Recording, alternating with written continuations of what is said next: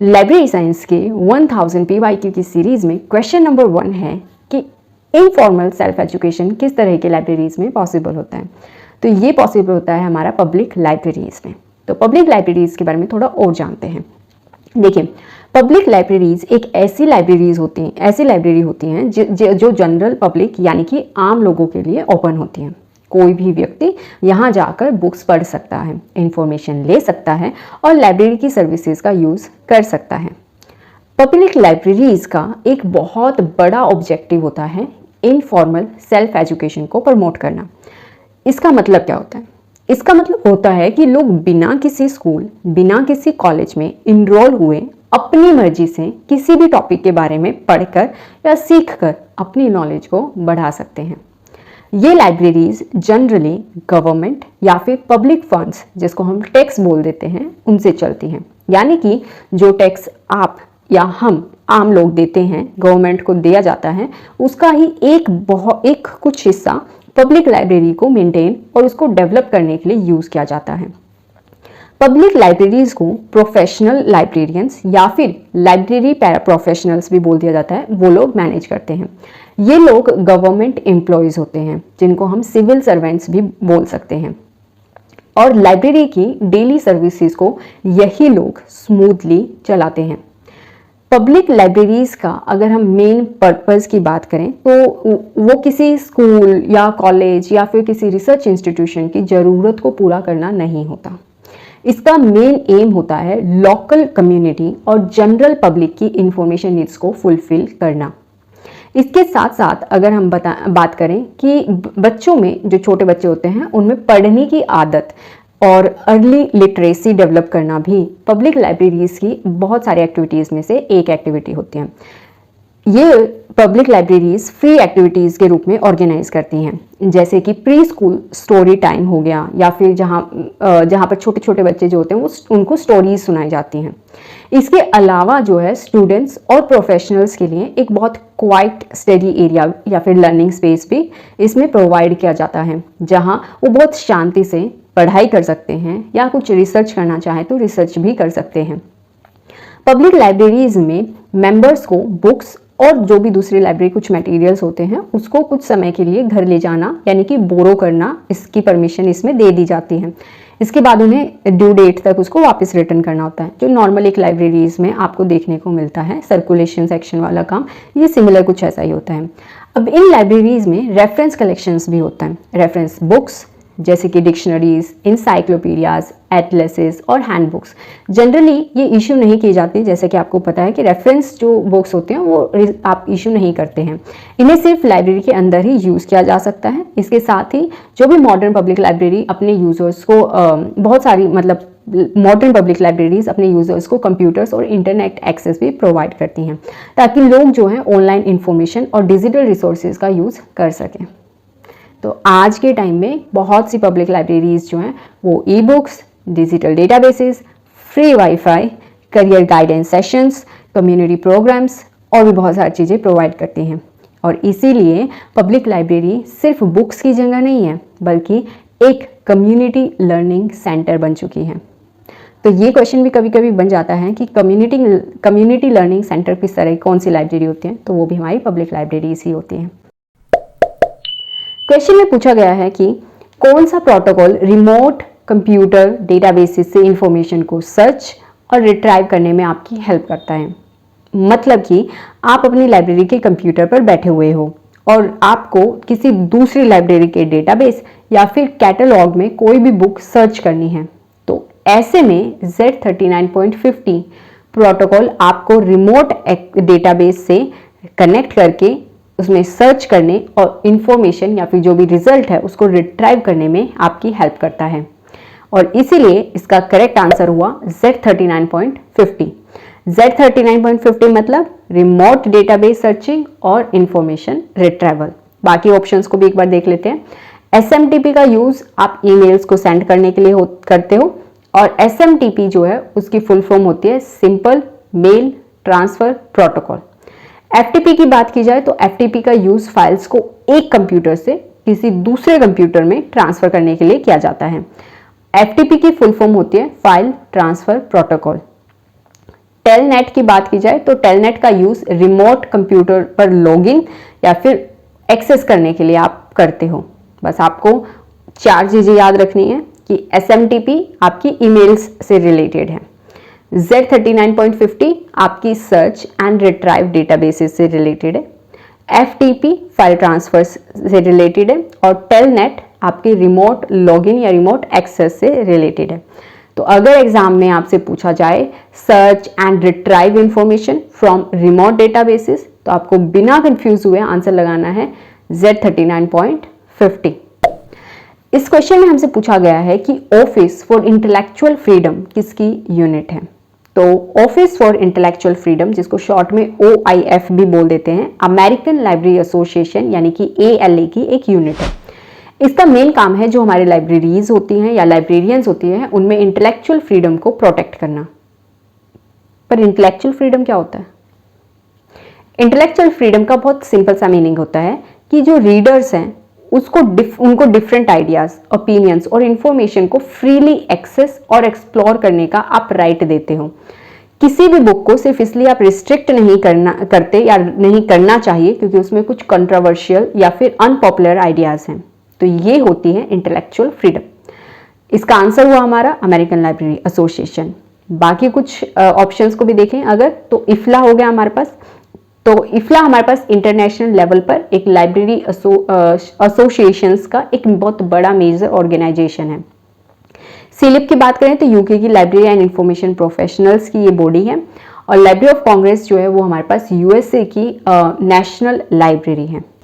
चलो इस क्वेश्चन को एकदम सिंपल वे में समझते हैं। क्वेश्चन है कि अ librarian looks back is the autobiography of home. अगर आपको टाइटल दिखे अ लाइब्रेरियन लुक्स बैक, तो डायरेक्टली आपके दिमाग में डॉक्टर S.R. रंगनाथन जी याद आना चाहिए। Doctor S.R. रंगनाथन जी को इंडिया में फादर ऑफ लाइब्रेरी साइंस कहा जाता है। उन्होंने लाइब्रेरी साइंस के फील्ड में बहुत इंपॉर्टेंट कॉन्ट्रीब्यूशन दिए, जैसे कि 5 लॉज ऑफ लाइब्रेरी साइंस और कॉलन क्लासिफिकेशन। उनकी ऑटोबायोग्राफी का टाइटल है अ लाइब्रेरियन लुक्स बैक। अब थोड़ा बाकी ऑप्शंस को भी एक बार देख लेते हैं। तो डॉक्टर S.R. रंगनाथन जी, जो कि इसका करेक्ट आंसर है, ये उनकी ही ऑटोबायोग्राफी है। फिर दूसरा ऑप्शन हमारे पास B.S. केशवन है। ये इंडियन लाइब्रेरी फील्ड के एक बहुत इंपॉर्टेंट पर्सनैलिटी थे, लेकिन अ लाइब्रेरियन लुक्स बैक उनकी ऑटोबायोग्राफी नहीं है। लेकिन अगर आपसे पूछा जाए कि अ लाइब्रेरियन लुक्स बैक के एडिटर कौन है, तो उसका आंसर फिर आपका B.S. केशवन जी ही होगा। फिर थर्ड ऑप्शन आपके पास है प्रोफेसर P.N. कौला। ये भी लाइब्रेरी एंड इंफॉर्मेशन साइंस के एक वेल नोन स्कॉलर थे, but this autobiography is not written by him. And the last option is KM Asadullah जी।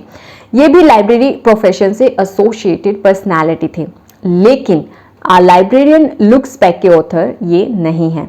बस आपको इतना सा ही याद रखना है, आ लाइब्रेरियन लुक्स बैक एक ऑटोबायोग्राफी है ऑफ डॉक्टर S.R. रंगनाथन जी। चलो इस क्वेश्चन को एग्जाम पॉइंट ऑफ व्यू से समझते हैं। क्वेश्चन है कि who is regarded as the father of Indian national bibliography, और इसका करेक्ट आंसर होगा B.S. केशवन जी। B.S. केशवन जी को father of Indian national bibliography कहा जाता है, लेकिन क्यों?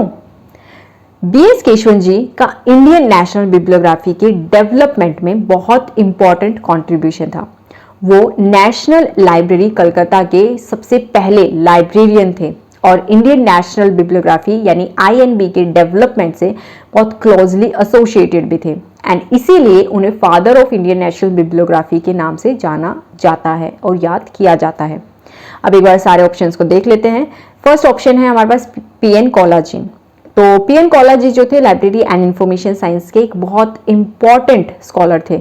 उनका जो कंट्रीब्यूशन था वो लाइब्रेरी मैनेजमेंट, डॉक्यूमेंटेशन और इंफॉर्मेशन साइंस के एरियाज में ज़्यादा था, लेकिन father of Indian national bibliography का जो टाइटल है वो उन्हें नहीं दिया जाता। फिर हमारा नेक्स्ट ऑप्शन है B.S. केशवन जी। तो ये हमारा करेक्ट आंसर है। अगर एग्जाम में आपको दिख जाए या पूछा जाए father of Indian national bibliography, तो आपको सीधा B.S. केशवन जी को मार्क करना है। फिर थर्ड ऑप्शन है डॉक्टर S.R. रंगनाथन जी। अब यहाँ पर ना थोड़ा कंफ्यूजन हो सकता है। क्यों? क्योंकि जो रंगनाथन जी थे वो लाइब्रेरी साइंस से एक बहुत बड़े नाम है उन्हें father of library science in India कहा जाता है और उन्होंने 5 लॉज ऑफ लाइब्रेरी साइंस भी दिए थे।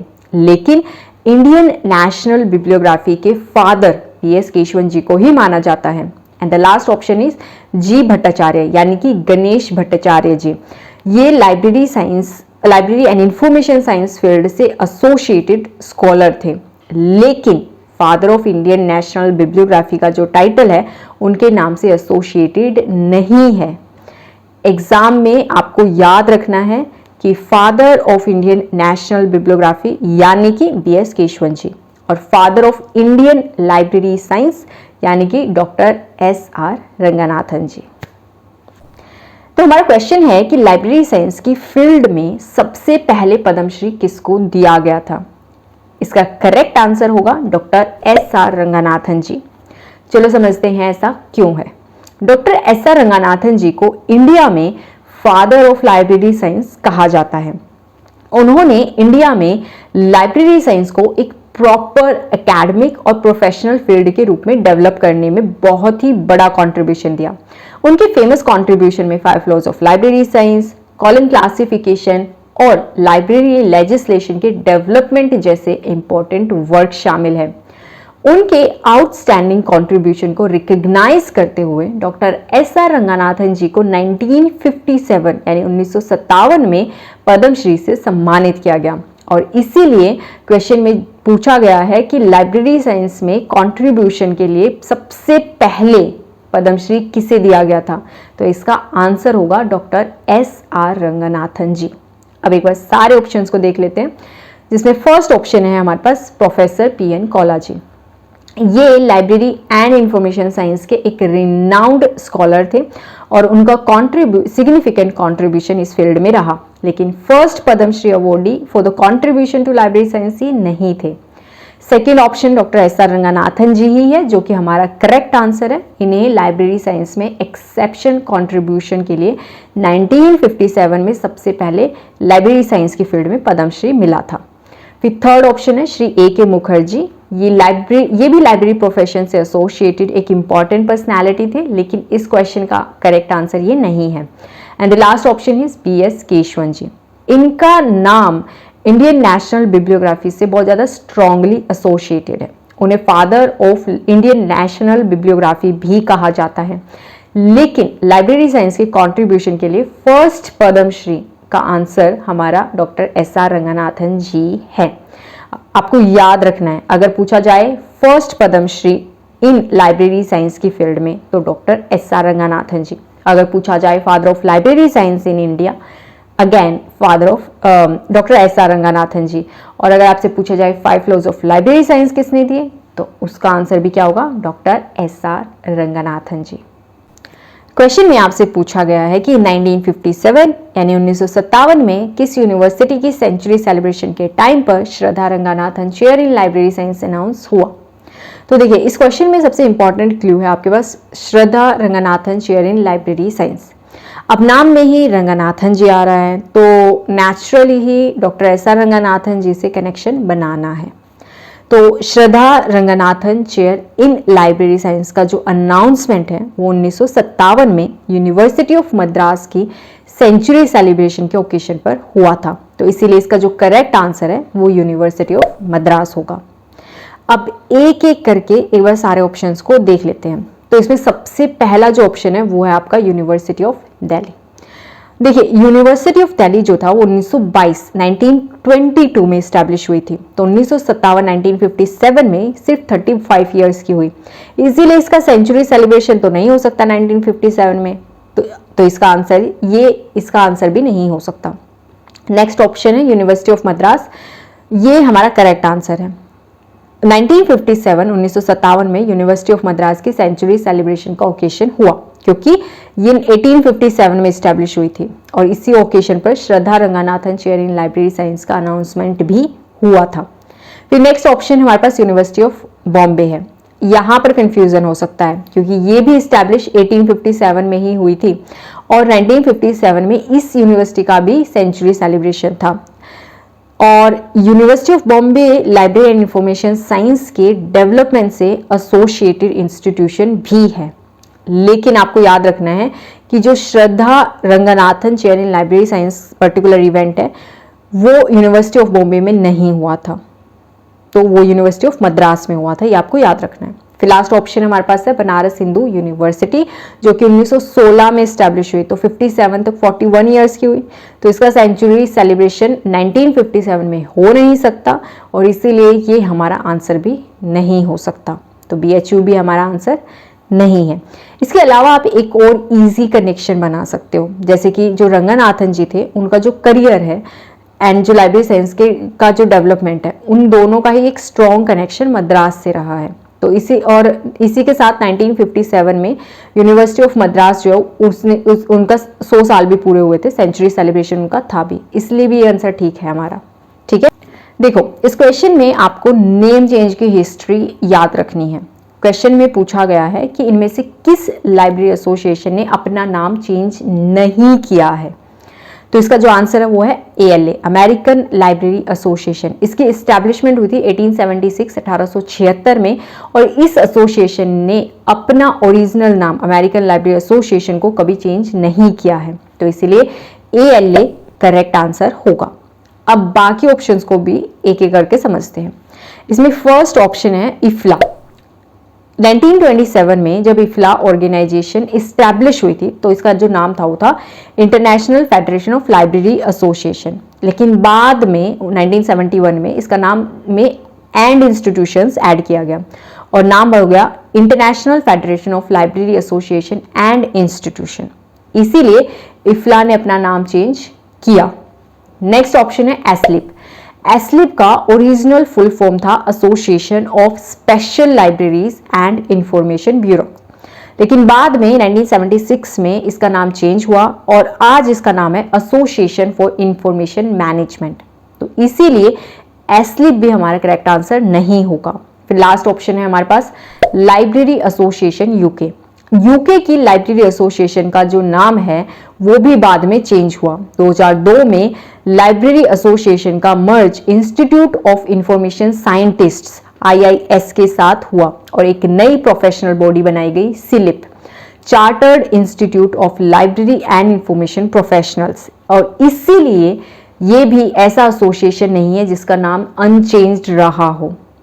तो अगर आपको क्वेश्चन को हिस्ट्री के एंगल से देखोगे तो ALA का जो नाम है वो 1876 में स्टैब्लिशमेंट के टाइम से लेकर आज तक अमेरिकन लाइब्रेरी एसोसिएशन रहा है, जबकि इफ्ला, एस्लिप, लाइब्रेरी एसोसिएशन यूके, इन सब का नाम या ऑर्गेनाइजेशनल आइडेंटिटी में बाद में चेंजेस हुए, तो इसीलिए हमारा करेक्ट आंसर होगा ALA, अमेरिकन लाइब्रेरी एसोसिएशन। इसमें हमसे पूछा गया है कि कनेक्टिंग इंफॉर्मेशन प्रोफेशनल्स किस ऑर्गेनाइजेशन का स्लोगन है, तो कनेक्टिंग इंफॉर्मेशन प्रोफेशनल्स ये जो स्लोगन है ये SLA, स्पेशल लाइब्रेरीज एसोसिएशन का है और इसीलिए हमारा जो करेक्ट आंसर है वो ऑप्शन बी हुआ SLA। SLA एक प्रोफेशनल एसोसिएशन है जो कि स्पेशल लाइब्रेरीज और इंफॉर्मेशन प्रोफेशनल्स को रिप्रेजेंट करती हैं। इसका फोकस इंफॉर्मेशन प्रोफेशनल्स को एक दूसरे से कनेक्ट करना, प्रोफेशनल डेवलपमेंट, नेटवर्किंग और नॉलेज शेयरिंग को प्रमोट करना है और इसी आइडिया को रिफ्लेक्ट करता है इनका स्लोगन कनेक्टिंग इंफॉर्मेशन प्रोफेशनल्स। अब बाकी ऑप्शंस को भी एक बार समझ लेते हैं। तो इसमें फर्स्ट ऑप्शन है ALA, अमेरिकन लाइब्रेरी एसोसिएशन। देखो ALA अमेरिका की एक मेजर लाइब्रेरी एसोसिएशन है जो लाइब्रेरीज, लाइब्रेरियंस और लाइब्रेरी प्रोफेशन को प्रमोट करती है, लेकिन कनेक्टिंग इंफॉर्मेशन प्रोफेशनल्स इसका स्लोगन नहीं है, तो इसीलिए ऑप्शन हमारा गलत हो गया। फिर नेक्स्ट ऑप्शन हमारे पास SLA ही है, स्पेशल लाइब्रेरीज एसोसिएशन, जो कि हमारा करेक्ट आंसर है। SLA का डायरेक्ट कनेक्शन इंफॉर्मेशन प्रोफेशनल्स के साथ है और इसका जो स्लोगन है कनेक्टिंग इंफॉर्मेशन प्रोफेशनल्स है। थर्ड ऑप्शन है IFLA, international federation of library associations and institutions. IFLA एक इंटरनेशनल ऑर्गेनाइजेशन है जो कि world wide library and information field को रिप्रेजेंट करती है। इसका फोकस ग्लोबल लाइब्रेरी एसोसिएशंस और इंस्टीट्यूशंस के कोऑपरेशन पर है, लेकिन कनेक्टिंग इंफॉर्मेशन प्रोफेशनल्स इसका भी स्लोगन नहीं है। And the last option is slip, chartered institute of library and information professionals. Slip UK का प्रोफेशनल बॉडी है जो library and information science professionals को रिप्रेजेंट करता है। नाम में ही इंफॉर्मेशन प्रोफेशनल्स आता है, तो इसीलिए यहां पर कंफ्यूजन हो सकता है। लेकिन याद रखना है, कनेक्टिंग इंफॉर्मेशन प्रोफेशनल्स सिलिप का स्लोगन नहीं है, बल्कि एसएलए का स्लोगन है।